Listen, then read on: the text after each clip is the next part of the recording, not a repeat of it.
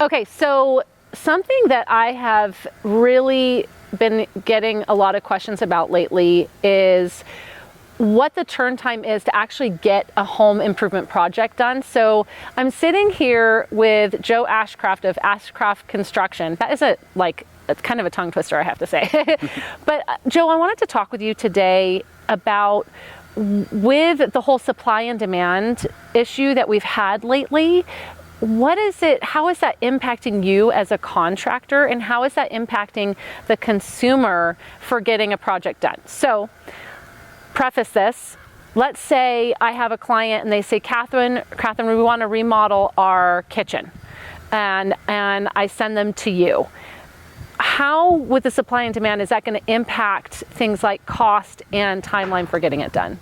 It is definitely being impacted due to the whole shipping container holdup, debacle, the COVID setbacks, and not to mention just order in timely fashion.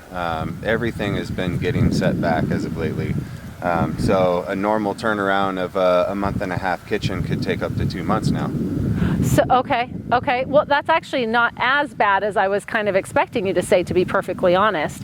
You were saying that that when you go and you get your supplies, your materials, that a lot of things are in very low supply or even on back order. Is that true? Yes, that is true. That's why you definitely got to narrow down your materials, get your line items ahead of schedule. That way, when you're in the progress of the construction, there's not as many setbacks, and that helps it move along. So what you're saying is, mid-swing, don't be changing your mind a bunch. Yes. The more you change your mind, the more the time gets set back. If you did have special orders, that's definitely taking longer to get as of right now.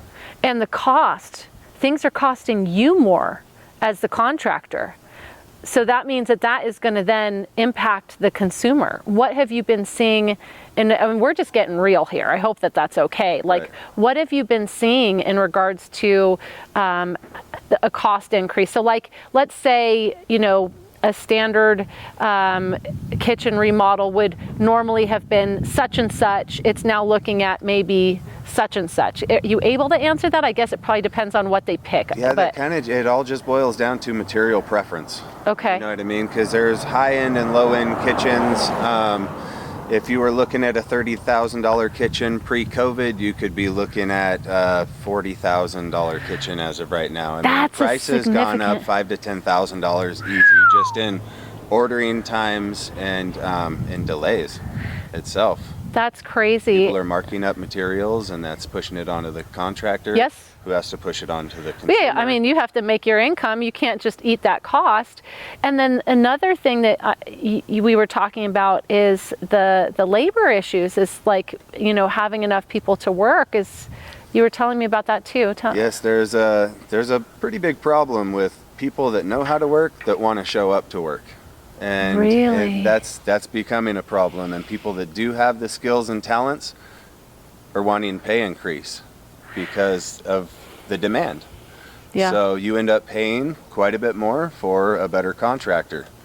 You end up paying quite a bit more for a better laborer.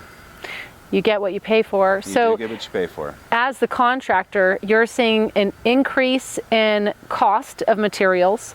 You're having to pay your guys more because you want to have the quality guys on the job because they're a reflection, an extension of your brand essentially and your name.